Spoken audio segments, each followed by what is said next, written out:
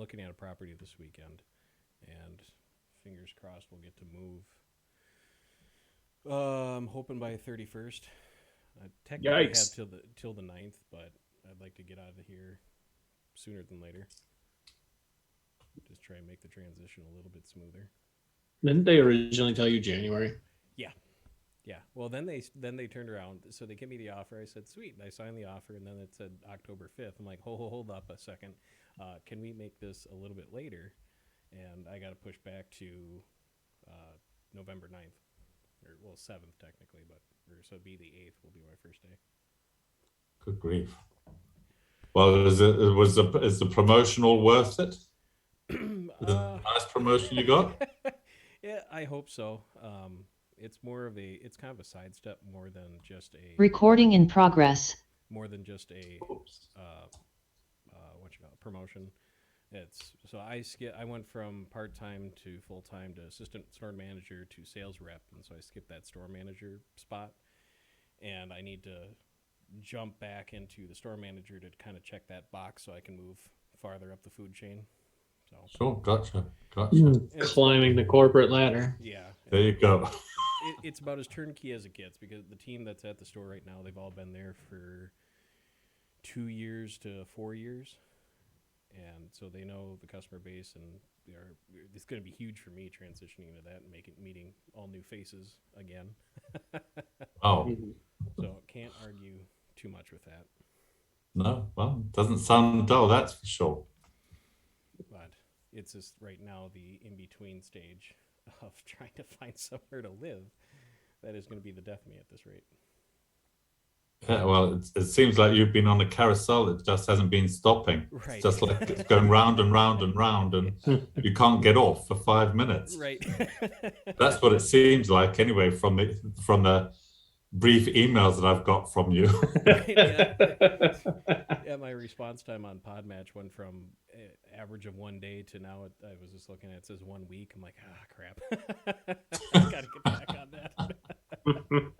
I'm surprised you didn't just put it on hiatus for a short while until you got the rest of this sorted out. Well, when we started talking, I assumed that I was going to be staying in this position for another year, and it was no big deal. And then out of the blue, the powers that be give me a call and say, "Hey, you should really do this." It's like, oh, okay, sure, here we go. But yeah, it'll be in about a month or so. Once I get everything settled down and smoothed out, it'll be fine. It's just from now to then. And I'm excited looking at an area where I can actually turn an extra room into an actual studio instead of having to use my dining room as a studio right now. Which Ben remembers. I do. We accidentally. I do. Ben came up. Was that 2 years ago already? 2.5. Yes. And I accidentally forgot to hit record. I had the recorder primed, but not actually recording. We're like an hour and a half in, and then he made us do another hour and a half. Yeah, it was fine. Well, now, I bet having all the equipment in your dining room makes your dinner party unique, I would imagine. Yeah. Yeah, and it's been kind of expanding over the last year. Started with just a little tabletop recorder with 2 input mics on it, to now I have, as you can see, the microphone. I have a soundboard floating around somewhere, and then 3 monitors now. And I used to heckle my producer, who's in the actual studio about 2 hours south of me, about being lazy and not doing anything. And now that I'm doing his job and my job as host, I've had to eat a lot of crow.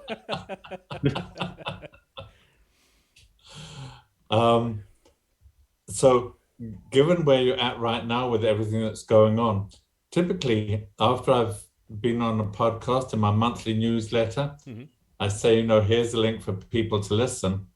And then I'll say, if you wish to appear as a guest on this show, please email, whatever the email address is.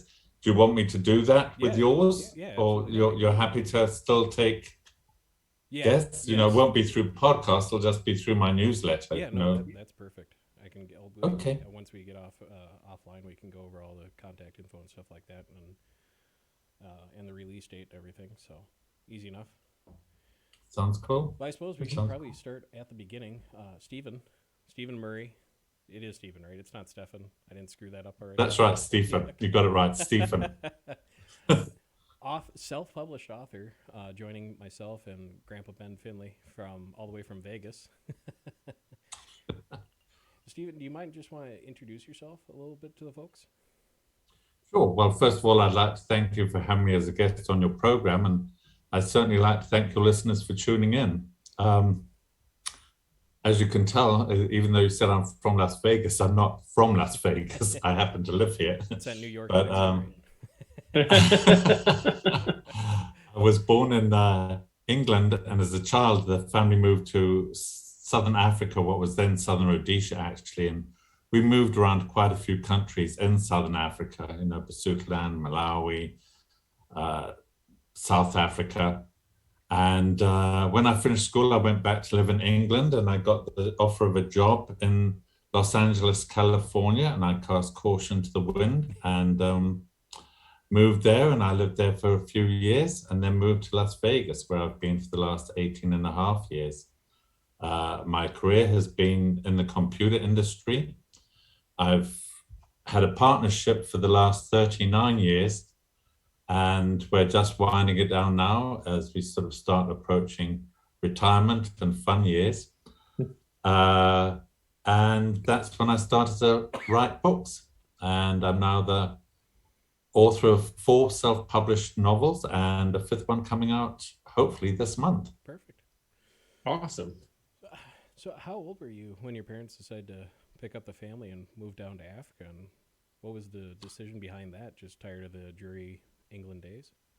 Well, I think back in those days, they were, Britain was encouraging families to go to the Commonwealth countries.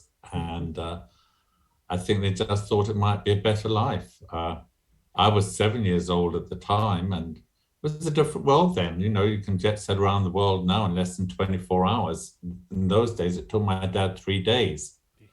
And we followed by boat, and that was a 2-week trip to Cape Town, and then on a steam train, no less, not a nice high-powered electric train, on the good old steam train, all the way through the Kalahari Desert in South Africa up to what was then Salisbury. It's now Harare, but it was then Salisbury, and we just grew up there, and we didn't really. I think as a child, you just take those things in your stride. You're not aware that not everybody else is doing it. You just think everybody's moving, shifting around the globe, and we just happened to shift to Africa. That's the way it was. So was it a bit of a big culture shock? At least you're 7 years old, so you're not exactly cemented into your way of life quite yet. No, no. As I said, I think we took it all in our stride. On reflection, I think we had a much better life growing up in Africa. It was much more outdoors. It was much more healthier. Wasn't quite like or certainly wasn't like what I imagined. When I heard we were going to Africa, all I'd learned at that tender age in school was that, it was mud huts, and I figured that I'd be looking out the window and seeing an elephant in the garden kind of thing. But it wasn't like that. Not even back then it wasn't. It's more the perception, when I went back to live in England, it was amazing the perception of people living in Africa, because I was asked, I was shown a donut and somebody said, "You've probably never seen this before. This is a donut." And, in the middle of it, you'll find some jam. And, those kind of comments I'd get a lot of. There's, people point out, they say, "This is a laundromat." You go and you take your clothes in there, and there's a little machine you put coins in, and they'd be explained like, and I thought, I wonder if these people think we sort of wash our clothes on the mud rocks by the stream or something like that. No. So it was more of an education when I went back to live in England, that when people, certainly at work, when they picked up an accent then, an African accent. Mm-hmm. And they'd say, "Where are you from?" And as soon as I said Southern Rhodesia, that's when it would all start. Well, this is this and this is that. It's strange. So going back to England, I imagine you went back there for university, or Were you finishing up school? No, Gordon, I never actually went to university. I'm just a plain old high school grad. I went back when I left Africa. I was laid off from work, and there were 4 of us that were laid off, and I was only like 17 or 18 at the time. And we just decided we'd all go to England and share an apartment and see if the work was better there. And the other 3 backed out for various reasons, and I just went by myself. And at least I had family there. I went back to London, and then it was in the late swinging 60s, all the Beatle rage and miniskirts and Carnaby Street and all that kind of stuff. It was an exciting time to be in London. It really was. But it was an exciting time to be anywhere, I think. But yes, that's true. That's a good point, Ben. But London in and of itself would have been something like completely different, any of the major European cities. But well, they say if you tire of London, you tire of life. And I truly believe that to be the case, because London really does have everything. It just does. But you kind of get tired of the bad weather, that drizzling rain that goes on from August till like March of the next year. You just don't see the sunshine. It's not heavy downpours. It's just this drizzle that just goes on and on. And I was used to growing up in the sunshine, Right. And of course the taxes in England kind of push you out the door. And, when I got the offer of a job in Los Angeles, the idea of palm trees and the Pacific Ocean, these nice sunny beaches and everything, it was just too good of an opportunity to pass up. And I'd always wanted to come to America anyway, from as far back as I can remember. It was always, the land of opportunity, and what I think it still is. But it certainly was when I was growing up. So how old were you when you got the opportunity to come to LA? 25. So by 25, you've lived on 3 different continents. That's correct. Yes. And I came here, I might add, with 2 suitcases and $500. That's how green. That's the advantage of youth. You don't think things out. You just take these plunges. That's 100% true. It's not exactly the ideal circumstances in which to start a new life with just 2 little suitcases and $500 in your pocket. Right. By the time you pay your first and last month's rent, it's all gone. We share that in common. So we've both moved to LA at 25 with whatever possessions we could manage. I stuck my car and drove for 3 days, but and then we both left.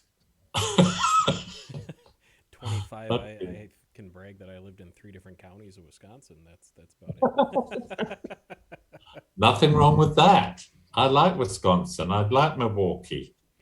Oh, that was a nice. I think Samson in the zoo's gone by now, I would think, hasn't he? The champion gorilla, I don't know. Gorilla that lived for God knows how many years. His name was Samson. He was kind of like an icon. I should know. I have family down in Milwaukee. I haven't been down there in, it's been years now. Just well, me and Ben met in college. He actually graduated. I paid to go there, but I like the college lifestyle. It was the whole going to class and the homework thing that didn't really agree with me. I can relate to that. Yeah. I hate to say this, but I still think the happiest day of my life was on the last day of boarding school, and I didn't have to go back. And it's probably a sad reflection on my life that that's the happiest day. But that's how much I hated it.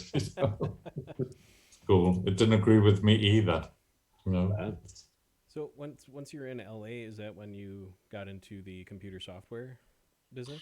No, I was taken on from high school in Africa with a company called NCR. I don't know if you're still familiar with them, National Cash Register.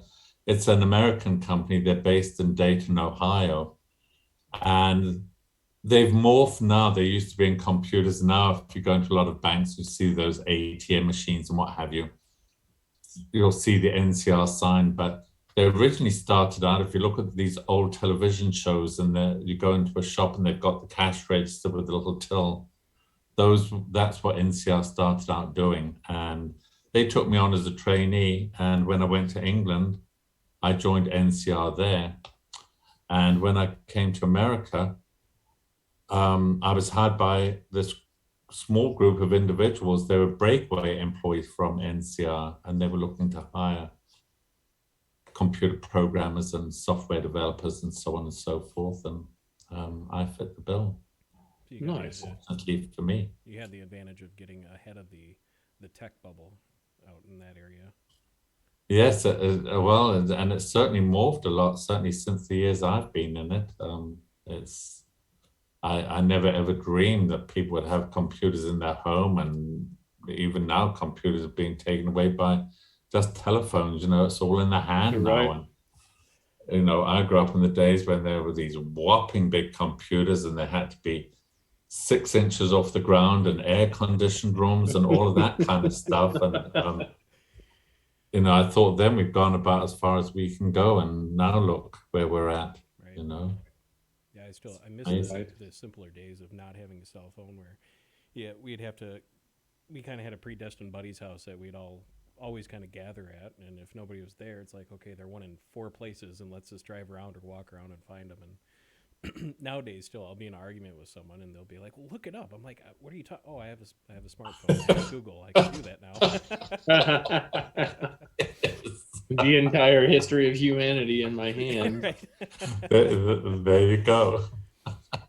So what drew you to come over to Las Vegas?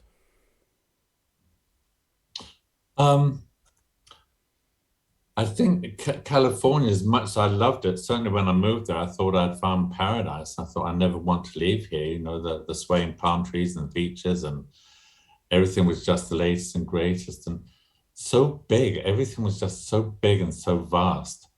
And as time went by, it just got a bit tougher to do business. As much as I like California, it's not exactly a business-friendly state.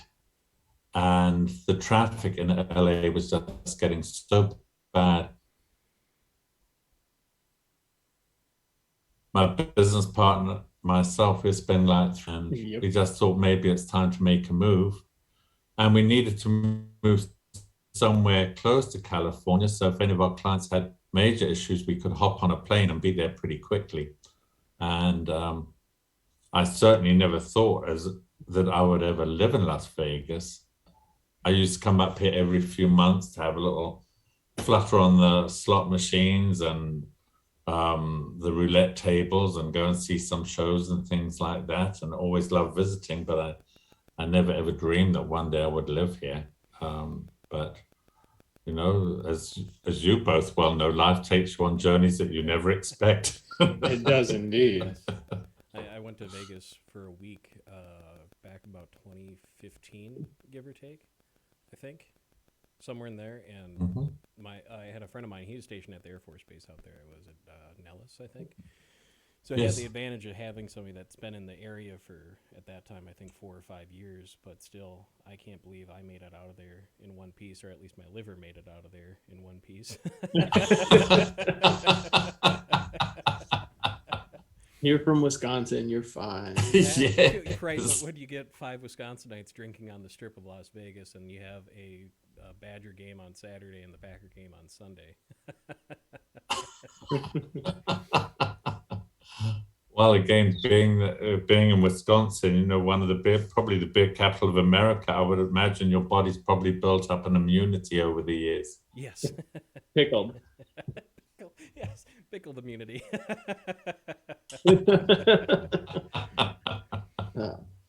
But going back to your experience between LA and Las Vegas, how would you compare and contrast the two? I've never been to Vegas, but I felt like LA was a big culture shock from Minnesota. So I'm really curious about the difference between LA and Las Vegas. I really love Las Vegas. I like all the entertainment. Strange as it may seem, I used to come up here every few months, gamble, as I said, not excessively, but I used to sort of play around quite a bit on the machines and what have you, and enjoy it. Since I've moved to Las Vegas, I don't even gamble. I haven't put a nickel in a slot machine since I've lived here. And now if I go into the casinos for dinner or to see a movie or something like that, I don't even notice the people gambling. Again, it's almost like immunity. Las Vegas, it's a very interesting city because it's, as you know, we're known as Sin City because of all the gambling and its open lifestyle, free thinking policy, if you will. And yet it's also the marriage capital of the world. So when you think of it as the marriage capital of the world in Sin City and everything in between, it really is an everything city. And what I like about Las Vegas, even though there's about 1 million residents here, it's still got a small town feeling about it. Okay. And Los Angeles is just this huge big metropolis. And I liked it, but it just took too long to get anywhere. Right. You go out for dinner or something and travel like 10 miles. It could be, half an hour, 3/4 an hour drive kind of thing. And that's what made it frustrating. And I was sorry to leave it in a way, but now we've got the business in our home and it's nice. We don't have to do all that traffic every day. It's less stressful. I believe that. It's much less stressful when you're working from home than when you're sitting in traffic for 3 hours every day. Right. I think the quality of life here is better. Whether I want to spend the rest of my life here, that's another story. But, right now I'm enjoying everything that it has to offer and the friends we've made. Right. Good. As an author, I imagine that you have just about an unlimited supply of information for stories living out there. Yeah, well, I suppose so. The first book that came out, yes, is about a fictional Las Vegas wedding chapel. Oddly as it may seem, I don't do any research on my books. I probably should, but I don't. It's 100% imagination. And they always say, write about what you know. And I don't. I write about everything that I don't know anything about. But I think it's just part of my nature. I like things to be a challenge. If I'm going to do anything, there has to be a challenge in it that challenges the mind and challenges the brain. It's just the way my brain works. So right. And that I'm not familiar. I will plead ignorance. I'm not familiar with your books yet. Gordon tagged me into this at the last minute, but I'm really curious with the breadth of your experience, though, knowing that you don't research, but you've lived on 3 continents from a young age. Like, you've just seen such a large breadth of life that you've got all this information in your head to at least be able to draw on. Well, it's funny that you should mention that, Ben, because when I first started to write, not only have I lived on 3 continents, I've traveled to over 40 different countries throughout the world, on all 5 continents. I've been to Bhutan up in the Himalayas and Thailand and Hong Kong in Asia, and been to different countries in South America, and of course Canada, Mexico, and the United States, and here, and many countries throughout Europe, and quite a few in Africa, and been to Tahiti and Palau in Micronesia. And my first book was really a biography of my travels. I thought, I'd like to put all these cultures and customs down and how they differ from each other and what I learned from meeting the people. And I spent 2 years writing that. And then I knew nothing about how to get it published. So I decided to try and find out how to get it published. Went to this writers group, and the guest speaker that night happened to be a publisher. And the first thing she said, unless you're writing fiction, unless it's women's fiction, forget it, nobody's interested. And who am I to argue with her? She said that's her profession, that's her job. I had never met any authors. I didn't know any authors. That night, I didn't even speak to anybody. I was so shy and timid and kind of overwhelmed with all these creative people and these creative minds. And there's me with my little biography. And but I had discovered a joy of writing, and I thought, well, I've got to find something to write about that's going to appeal to women. And that's how the Chapel of Eternal Love came about, a book about a fictional Las Vegas wedding chapel. And that was a real challenge, not only just writing for women, but writing about love and wedding and marriage and all that stuff. And you're talking to a lifelong single guy. So what the heck do I know about marriage or love or why couples get married, why they come to Las Vegas? But I came up with all these stories and never intended to publish it, but I was talked into publishing it. And not only did that get published, it spawned a sequel. People want to know what happened to the people after they left the chapel. And that really surprised me, because being a book of fiction, I thought, who cares about what happens to these people? They're not real. But people got involved with the stories, I guess. And I then had to drop what I was doing and come up with a book called Return to the Chapel of Eternal Love that revisits all the couples in their first book 5 years down the road and where their journeys took them. Nice. So I totally I understand and sympathize with the people getting attached to your stories. I'm married to an English teacher who reads voraciously and becomes immensely emotionally attached to the characters. Well, that's nice to hear. So I think what's slightly more difficult on this one, Ben, is that each chapter is a different couple arrive. Essentially, that the reader spends a day at a wedding chapel, and you've got all these different couples coming and going. They've all got their different stories. So it's not like it's an entire book where you can come attached to the woman or the man or whomever. Right. You've got 8 pages, you know, in a chapter, or 10 pages, and then they're off and the next people arrive. So it was very humbling, but very rewarding for me that people did grow attached to these couples. And awesome. Just to to backtrack a little bit, I mean, what drew you to go to that first conference? I mean, it seems like you have a pretty well-to-do career in computer technology side of the house. I mean, what was the light bulb, or when that light bulb go off of, hey, I want to write a book? Well, it's a lot of it, Gordon, is serendipity in a way. It was just one Saturday, I'd been out shopping and I didn't want to go home and make lunch. And I thought, I'm just going to stop at this little coffee shop. And I went in, the waitress that took my order, I was just watching her, and she had so much vim and vigor, and she was so enthusiastic, and she had a lot of people complaining about their food, and their coffee was cold, and what's taking their order so long. She was just taking it all in her style. She said, don't worry, honey, I'll be back with it. I'll be back with it. And I suddenly started thinking, I wonder what she's got to be so happy about. You know, she's got all these customers complaining. And I thought how different my life has got to have been to hers. And I suddenly started reflecting as I was just sitting there eating. And I thought, you know, I need to go home and write about all these experiences in these different countries that I've been to. And that's what set me off on the writing. It was only when I finished the book that I didn't know what to do. And that's when I just did a Google search for a writers group in Las Vegas. And I thought, if I find a writers group, they'll be able to give me some direction now. And the group that I found, it's only about 2.5, 3 miles from where I live. Nice. And that's what took me down that road.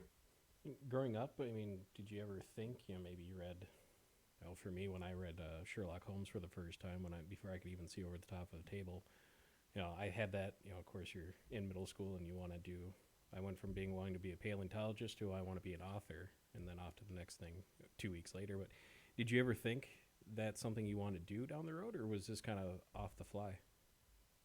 No, it was literally off the fly. And I've often said, you know, one of the countries who spent some time in Africa is a country, it was then called Basutoland, it's now Lesotho.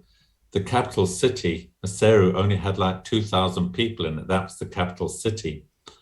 Very primitive. There was only one tarmac road, you know, for 1 mile, and all the rest were just dirt roads. And I've often joked that if somebody had said to me then, one of these days you're going to be living in Las Vegas and you're going to be writing a book about Las Vegas wedding chapel, I would have said, you're nuts. But, that's the beauty of life, isn't it? We never know what's around the corner. We never know what path is going to take us in what direction. Mm-hmm. Yeah, I went for teaching history and political science in college, and now I work for one of the largest paint manufacturing retailers in the world. Wow. A bit of a 180 there. Yeah, well, there you go. So that's your life experience too. Who knows? Life just takes you not where you plan it always. So since we started with Chapel of Love and Return to the Chapel of Love, you've also written Murder Aboard the Queen Elizabeth II and Discreetly Yours. Excuse me. So what made you want to kind of jump subjects on there? I know you went from the mainstream fiction over into murder mystery and crime fiction. And crime fiction. Well, I think I like the challenge of writing something different every time. And the Chapel of Eternal Love, as I've already said, is about people falling in love and getting married. And it's a nice, warm, fuzzy book. And I decided to write Discreetly Yours. That's the sin side of Las Vegas. It's about three very beautiful, elegant, classy, sophisticated ladies, and they happen to work for the most exclusive escort agency in Las Vegas. Fictional, of course, and I have to reiterate, no research is done on this. It is 100% imagination, 100%. And anyway, these three very classy escorts, the guy that runs the agency treats them like dirt. He really does. So they come up with a perfect crime to get rid of him. And the reader follows these three ladies as they plot and they plan, they scheme and they connive and come up with a perfect crime. And you're actually witnessing them executing the plot to get rid of this guy that owns the agency. The mystery part of it is, do they actually get away with it or not? Have they come up with a perfect crime, or have they overlooked one tiny little detail that brings the whole lot crashing down? And there's lots of twists and turns in the book after the murder takes place. And so far, fortunately, nobody's figured out the ending until they get right to the very end. And the interesting thing is, even though they've killed somebody, are you actually secretly rooting for them to get away with the murder because this guy was such a turd? So that was a fun write, but I can assure you, if ever there was a challenge, that was it. Developing the characters of three sophisticated escorts, all with their own unique characters and personalities and different reasons for killing off the guy that runs the agency. That was a real challenge, but it was a fun one. And what about Murder Aboard the Queen Elizabeth? I mean, where did that come from? And can you tell us a little bit about that? Yes, Murder Aboard the Queen Elizabeth II. As I was writing the Chapel of Eternal Love, my business partner said we should have a dinner party one night for our clients up here. And I said, okay, that's a good idea. And he said, let's do a murder mystery dinner. He said, let's not just have one we all sit and talk business. Let's do a murder mystery.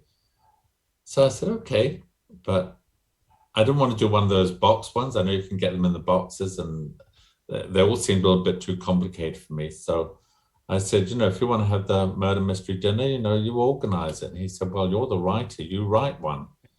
So I wrote this very short story about a very wealthy Beverly Hills couple celebrating their silver wedding anniversary. And it's a very elegant affair. There's champagne flowing, and there's dancing, and there's orchestras, and the women are all dressed up, and men in tuxedos. And it's a very elegant affair, and one of the people gets bumped off. And when I finished the Chapel of Eternal Love and got that published, no, I didn't have that published at the time. I went and started, I thought I want to expand this story about the Beverly Hills couple, but I didn't know anything about the Beverly Hills mansions or lifestyle. So I thought, I know, I'm going to have the same couple with their dysfunctional family and their dysfunctional friends, and they're going to take them on the Queen Elizabeth II to celebrate. And I had actually been on the Queen Elizabeth II, so I was able to remember the name of the restaurants and the shops and the suites and all of that kind of stuff.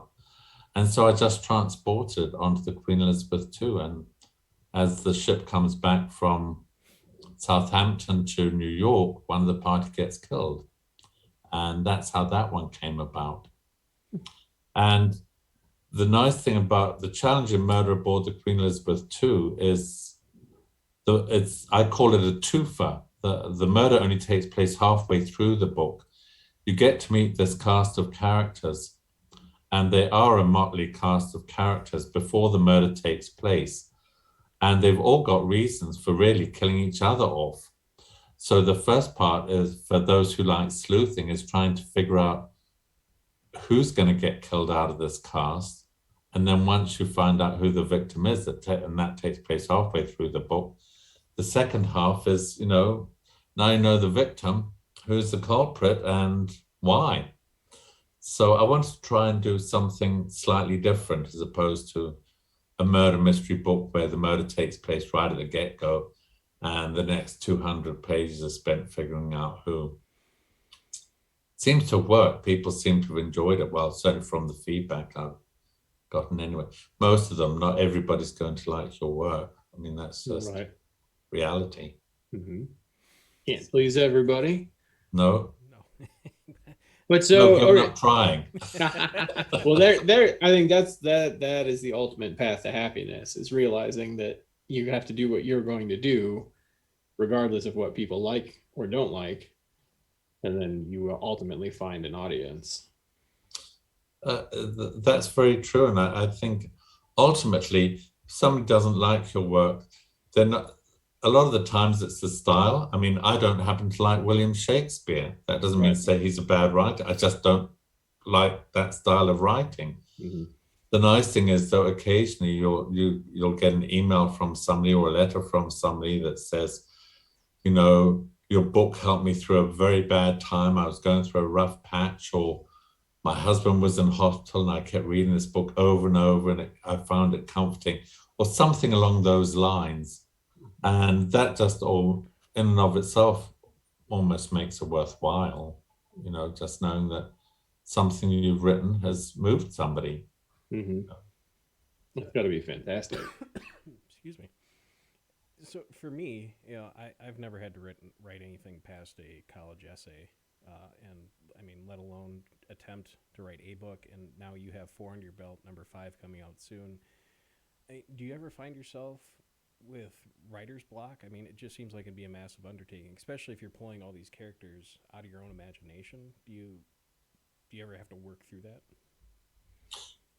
Fortunately not. I've never had that. I know people talk about it. I have trouble, like right now, I'm having trouble trying to think of what my next book's going to be about. I've got a couple of ideas, but I don't know if I can stretch it out into a full-length novel. But I dare say once I really start thinking about it in depth, I might come up with some ideas to expand upon it.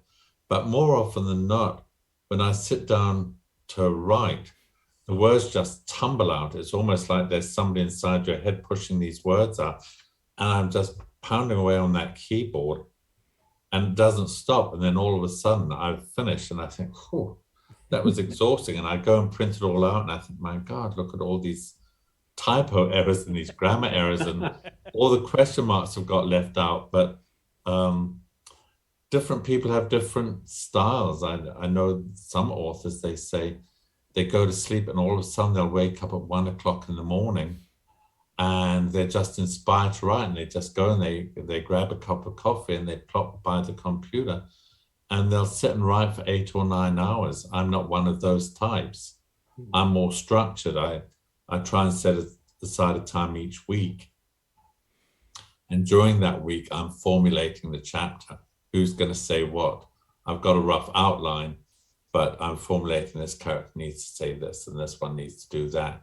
So it's kind of formulating in my mind during a week. And that's probably why it just all tumbles out before I forget it. So you're doing this in tandem with your still partner in the computer technology side? Yes, but as I said, we're winding that down. Mhm. A lot of our clients are small businesses, and we've had them for years and years. And a lot of them are retiring, and they're either closing their businesses down or they're selling them to other companies that have their own computer system. So we're closing ours down really by attrition. You know, as the customers leave, we're just not going out seeking new work. You know, I still want to do some more traveling and want to get involved in other things, you know, some charity work and do some more writing. Mm-hmm. But during the week, I mean, do you have, okay, here my business hours are 9 to 5, and from 6 to 8, I'm going to be writing? Or do you just, okay, I have a few hours right now, I'm going to just work on this next chapter? You said you try to keep it structured. I try to keep the fiction writing away from the regular business hours, if you will, because when you're running a business, and you know, when you're at work, you're a different person, because there's a little bit of tension because you're working away, or if I'm writing, all of a sudden I get an email from a client, panic, we've got something urgent, we need it fixed straight away. And right away, you're tense. You've got to stop what you're doing, get up online and fix. And you think, how did this happen? What did they do? What's wrong with the program? Mm-hmm. And then it's hard to sort of switch gears. It's hard for me to switch gears from fictional, where the imagination is going, to the reality of fixing a problem on a computer. You know? Yep. I can barely walk and chew gum at the same time. So. But yeah, I understand that. For me, like, I run a portable sawmill business, and then a custom workshop between woodworking and leather. And it's like, when I'm working on one project, regardless of which one it is, and I get a call that I know is for the other one, like, I just let it go to voicemail, because I know I can't stop and answer the phone and totally disrupt what I'm working on. Yes, it's hard. Mm-hmm. It's hard to switch gears in midstream, especially if the projects are two very diverse and vastly different things. Yeah, exactly. Yes. Yeah, I can't say that because I get a lot of windshield time for my job. I cover, I think, like 12 counties or 15 counties, something like that. Oh my. So it's like, hey, cool, I have 45 minutes until the next job. Let's make a couple phone calls real quick. Or, oh, hey, I forgot to call Ben about this episode coming up in 3 days. I should probably shoot him a message. Definitely that one. So you mentioned that you went the self-publishing route because you were told that if you weren't writing this kind of style book, there's no hope for you. Is there any advantages to being self-published versus going with a publisher in your mind? Yes, I didn't go self-publishing because the publisher had said nobody is buying anything unless it's women's fiction. That wasn't the reason. That's what stopped me pursuing my biography, and which is still sitting in my computer. I'll probably get back to revisiting it one day. I've learned a lot. You know, you meet a lot of authors, and fortunately, I'm in a critique group. Started out 2 men and 1 lady, and now for the longest time, there was 4 women and myself, and they helped out a lot on the women's fiction aspects of things. Why I went self-publishing was when I ultimately decided to publish, we found this company that helps with the editing, and they help with the typesetting and the cover design, and they get that little ISBN number and copywriting. And I thought, what a boon this is. So went to meet this company, the head of the company, and he said, you know, if you go with a traditional publisher, it could be 3 years before your book sees the light of day.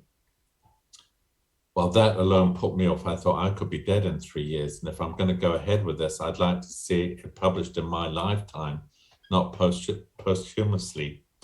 But also you have to write all these query letters to a publisher. And there's so many different ways of doing it. They take a long time to reply. And I just thought, I don't want to wait all that length of time. If I'm going to do it, I think I'll self-publish and just take my chances. There's advantages and disadvantages, by the way. For me, the advantages are I do own all the rights to everything. I had the final say in the cover design. I had the final say in the text. If it's turned into a movie, which I hope they are, or a TV miniseries for the Chapel books, which I hope they will be, I own all the rights. So I have the negotiating power. One of the downsides is those that you have to do all your marketing. You've got nobody behind you. And when you get the first book published, and I ordered a couple of 100 copies, I sent out letters to everybody I know. And it's then, now what do I do?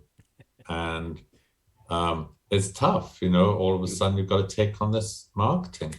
But that too is a journey that I'd never planned, and it's turned out to be a fun one. I've set up my own book signings and speaking engagements, and I've met a lot of wonderful people through it. It's been a lot of fun. And now I enjoy the marketing side just as much as writing. It's enjoyable being on podcasts with guys like yourselves, and you're meeting and you're chatting to people with different backgrounds, different life experiences, living in different parts of the globe. You learn something every time, and it's fun. It's just fun. It's something that's blown my mind with running your own business is you start because you are a writer or you're an artist or you have a skill set, and then you learn that there's all these other things that you have to do. And I mean, for me, I'm shit at it. but it's you do find it has to be done. If you want to be successful, you can't just work away and make a thing and then hope, wish it into popular success. So you have to figure out how to tackle those other things. And if you find how to enjoy them, that's even better. Yeah, well, it's true. At first, when I thought of doing it and going and speaking engagements, I always felt very nervous when I went and I stood up and I looked at a group of people and I thought, oh my goodness, there's 50 people in this room and they want me to talk for 3/4 of an hour. How am I going to do that? And I was as nervous as all get out. But after a while, you just learn to deal with it. You learn to relax and you learn to enjoy it. And it's like, the company that helped me publish the first couple of books, they said, you're going to have to do book signings. I said, you're kidding. They said, of course. I said, who's going to want my signature? I'm going to feel silly sitting there, signing people's books. And they said, people will want you to sign it and they'll want you to put this in it and that in it, and they'll want it to be personalized.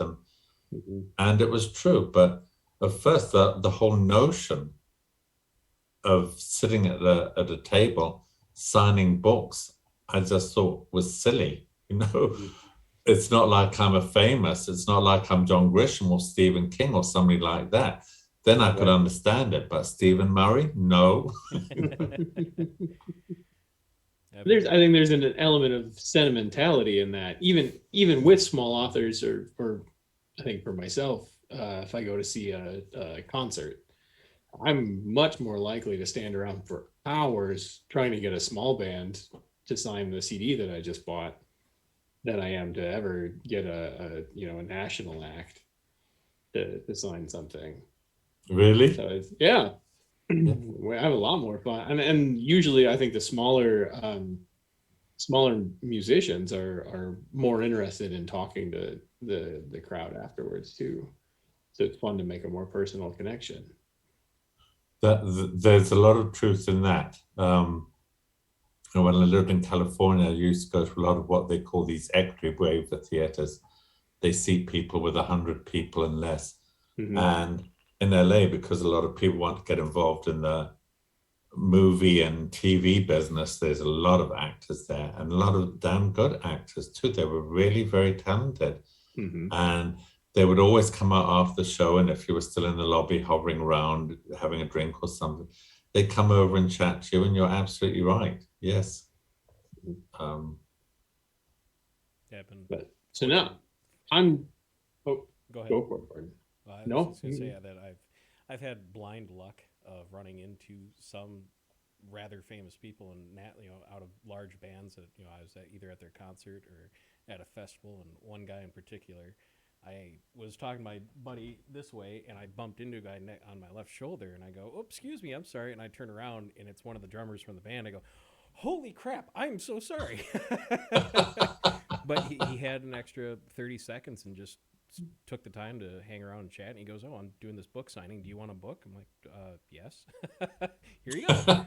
Gotta go. Sorry that his assistants were like, "We gotta go now because of course they're on a schedule." But yeah, like Ben said, and we've had the opportunity after a local show to sit down with a songwriter and performer before. But nice. It's fun.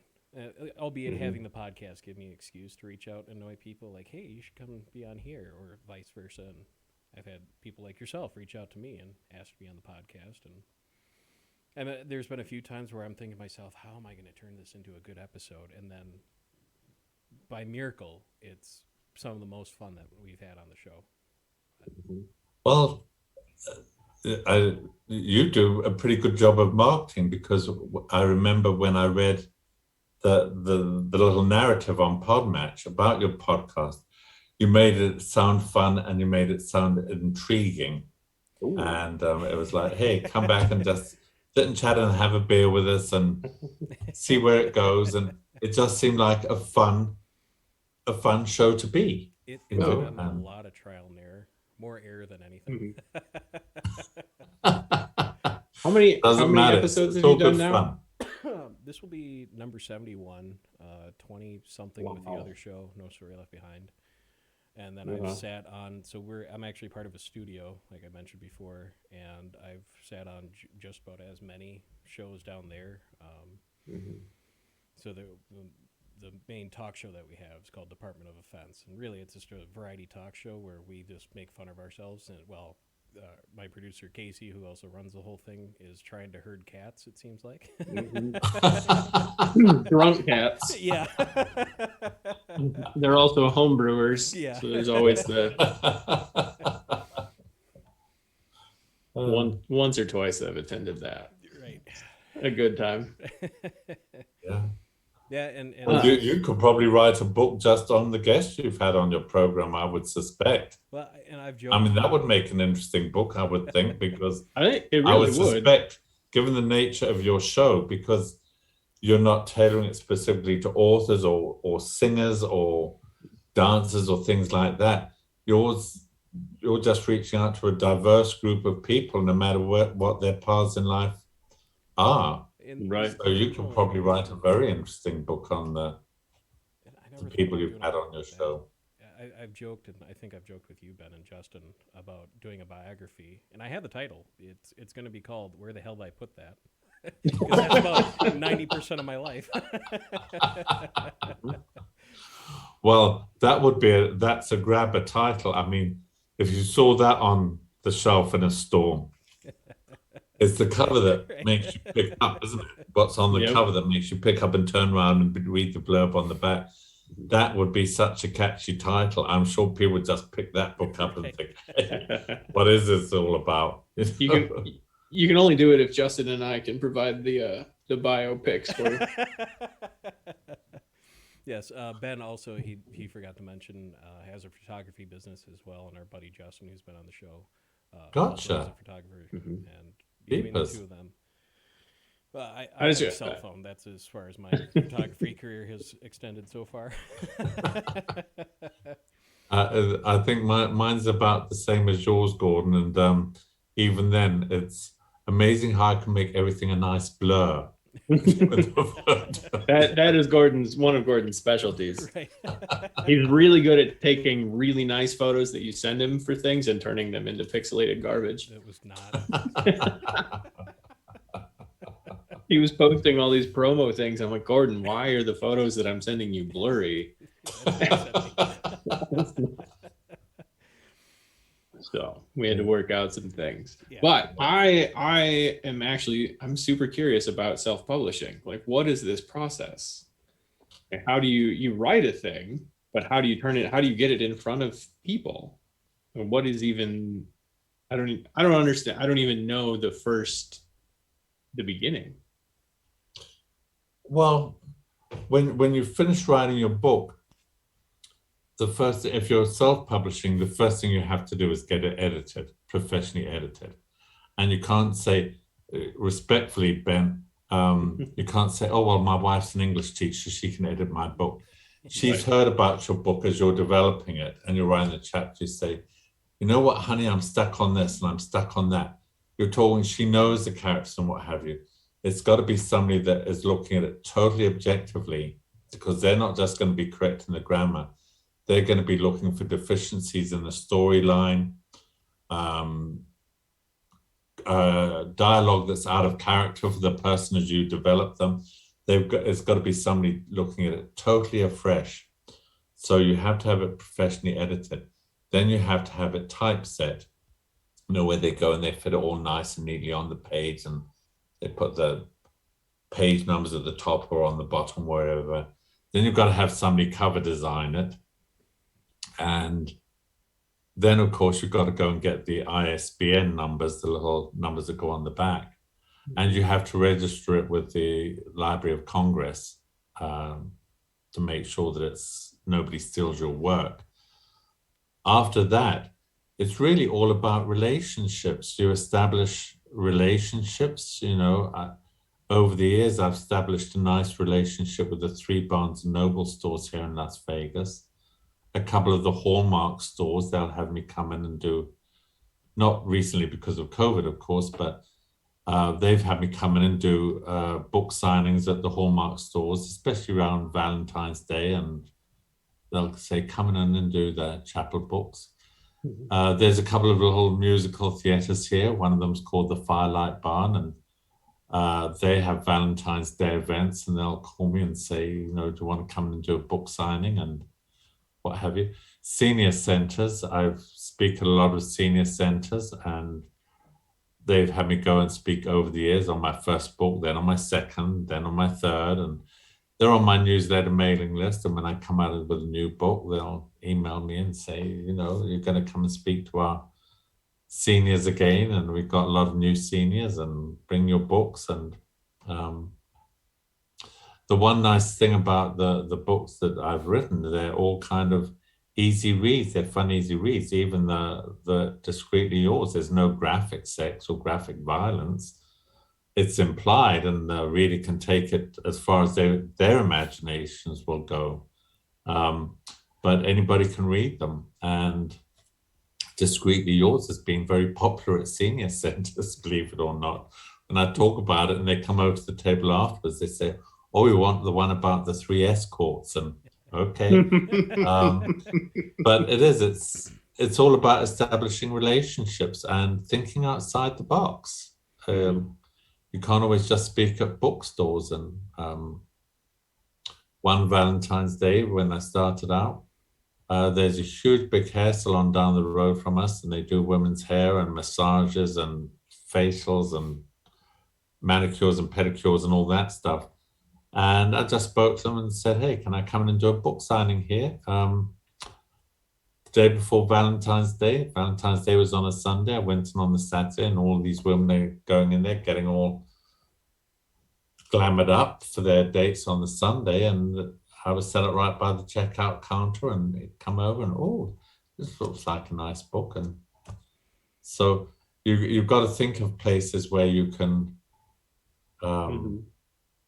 go market your books. Last weekend I had a book signing at a herbal store. They have a bookshelf there. There's a bunch of black space in there, and I was in there and I said, hey, you know, you've got all these books on this shelf here. Have you ever thought about having an author come in and do a book signing? And so what I'll do for you, I'll promote it on my websites and in my monthly newsletter. You'll get some free advertising and publicity out of it. And said, sure, come on in. So I did. Went Nice. in and they set me up with a table in front of the bookshelf and put all my books out, my banners, but you do have to go out and push. And as I said, the key is thinking outside the box and establishing relationships and always making sure that you're giving them something, even if it's just free publicity. You're not just taking from them. You offer to give them a cut of the books as well. And some of them say, no, you handle it all. We don't want to be bothered with collecting the sales tax and all that stuff. But that again is the fun part. You just stumble across places. You happen to be somewhere at a time, and you think, "Oh, this would be a good place," and you just happen to be speaking to the store manager, and you say, "Hey, have you thought about having authors in?" And what a great idea! Got to promote each other, right? So that's where the marketing comes in. I hope that's answered your question, Ben. If it's a little bit long-winded. No, I mean those are the answers that I'm looking for, because I have no idea. I'm surprised and rather shocked that they haven't passed his books out at your nursing home yet, Ben. Oh, shots fired. But Stephen, I'm just curious. When you were looking for an editor, I mean, what are you looking for as an author? I mean, what kind of credentials should a potential or aspiring author look for? Or do you just type in editor on Google and go with the closest one to the top? No. Well, the first book was published by this company that I referred to earlier that had us in. They said, we help people edit books and they come up with a cover design and things like that. They helped me out on the first book, and they've helped me out in different degrees in some of the other books. But you get to meet other authors. I mean, now there's over 100 authors on my mailing list, my newsletter, they get my newsletter in Las Vegas, and they all have editors. So they'll say, oh, if you're looking for a good editor, try this person, try that person. And you read the books that the author's written and they've had edited, and you think, hey, I like the way this is all being presented and it's all being laid out. Do you, once you find an editor, do you stick with them for everything, or do you kind of shop around depending on the book? So the first book, as I said, was edited by this company. The second book was edited by a lady in the critique group that is an editor, and she did a good job. But even she said afterwards, it's probably better to have somebody edit it that knows nothing about the book, which is what we were talking about earlier. So the third book, I found somebody else who was recommended, and I was very happy with that. But then they stopped doing it, and I then found a fourth person who did a real good job on Discreetly Yours, and I was very happy with that. But that was a referral, and she helped me out on Discreetly. She's helped me out on my latest book, but she's gone on to other things too. So I had to find somebody else to finish off the editing on that. And there's a company that I stumbled across called selfpublishing.com, and they do typesetting and they help with cover designs and things like that. And I might reach out to them next time for the editing. But I've got a great lady that's done the cover design for my last two books. And I'm very happy with what she's done, and she's working on my latest cover, and she's come up with some great concepts. So we've talked about it, and she's now coming up with the final product, which I should have before the end of the week. Nice. It's exciting. And I'm just curious, when you're registering with the Library of Congress, I mean, what is that like? Because I get annoyed going on the Wisconsin website just to get a fishing license once a year. So I imagine there's a little bit more red tape and quite longer process you have to go through for registering a book with them. It's a little bit frustrating, and sadly, it's because my books have come out in 2 years intervals. The first one was 2013, then 15, 17, and 19. and this one's just going to squeak in under 2021. It's tough because if it's something you're only doing every couple of years, you can't remember everything. I will say one thing about the Library of Congress: when you go to register, they do have a great helpline, and the people are super friendly and super helpful, and they're very patient. But it is quite a tedious process. But you have to do it because 2 years ago, the United States Supreme Court ruled that they will not listen to any cases if you haven't registered your work with the Library of Congress. They will only look at cases if the work has actually been registered. Wow. So now it's not a choice. If you want to make sure that your work isn't stolen, you have to register it because no court's going to hear it otherwise. So, but yes, it's a bit of a pill. No question about that, Gordon. And I know what you're talking about with the fishing license. And of course, everything's online, as we've talked about. You can do it from your cell phone now, but 90% of the time is I have severe ADD. I'll be out on the lake already and realize, crap, I didn't do that, and trying to sit here looking for cell service.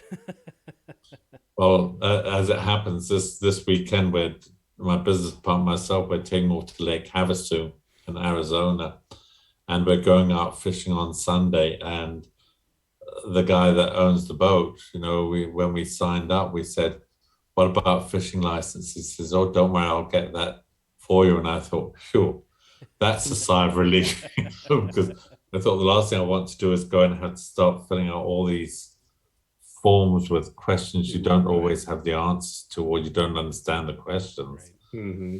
So, but with book number 5 coming out here this year, can you share any a little bit of a teaser or trailer about it yet, or is it still under lock and key at this point? No, it's again something totally different. When I finished Discreetly Yours, I spent 2 years writing about the sin side of Las Vegas and murder and blackmail and scheming and all that stuff.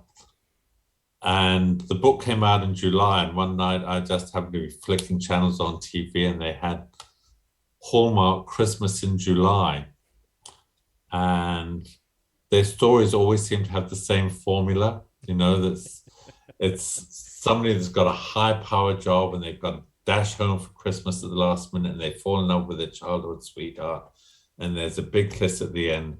It's always nothing wrong with that. People like it. But I thought, you know what? I'm going to try something different, something very warm and fuzzy, and I'm just going to write a warm, fuzzy Christmas book. So this book is about 5 people. They're traveling on a helicopter somewhere for Christmas, and it just happens to crash outside this little town called Christmas Carol Village. And the DNA of the population is Christmas. And these 5 individuals, they all have issues that they're having to deal with in their personal lives, and how the few days in this tiny little village with all these people living Christmas all year round changes their life, and how it becomes a life-altering experience for these 5 individuals. So it's just warm, fuzzy, frothy, feel-good book, hopefully. There we go. And of course, where can people find your books? I know you're on Amazon. I'll admit I haven't read them yet. It's on my to-do list. Just been a That's busy, quite all right. But they're in my queue. I have them ready to go as soon as I get 5 minutes to sit down and breathe. Which doesn't look like that's going to be anytime soon from what you said earlier. But they can go to my author website. It's www.author.Stephen, Stephen, Murray, Murray.com. And it lists all the 4 books out there, and you click on any of them. They've each got their own websites, well, except the 2 Chapel Bookshare website. But you can then read the reviews and read the synopses, and you can buy any or all of the books, or your listeners can if they're interested, and I hope they are. That's the best place to go and buy them. And if they order them from the websites, they just have to put a note in saying they want them signed or personalized and make them Christmas gifts or wedding gifts or whatever.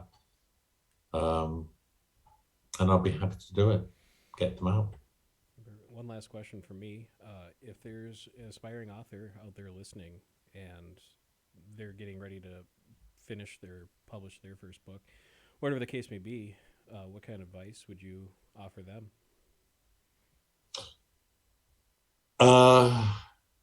A couple of things. Well, first, if they decide to self-publish, one thing I should have mentioned earlier is it is expensive. You have to pay all those upfront costs yourself. But as the company that helped me with my first book said, Stephen, if you go on a 2-week cruise to Alaska or 1-week cruise to Alaska, it's going to cost you $5,000.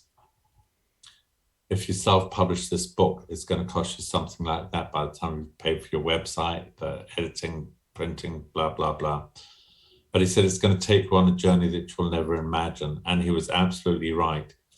So anybody who decides to self-publish or is an aspiring author, I'd say go for it. And I think the other thing is just if it's your dream, make it happen. And I think that doesn't just go for aspiring authors. I think it goes to anybody. If you've got a dream, don't let anybody put you off it. Make it happen. And we're in America where you can make your dreams come true. We still are the land of opportunity, I believe.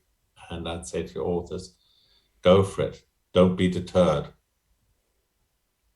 Good. Well, perfect.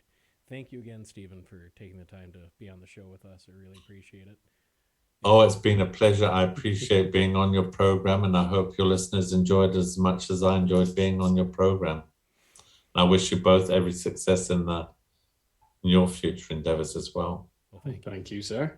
If you want to stick around just for a minute, we can talk about the logistics. But thank you, everyone, for tuning in this week. We will catch you next time.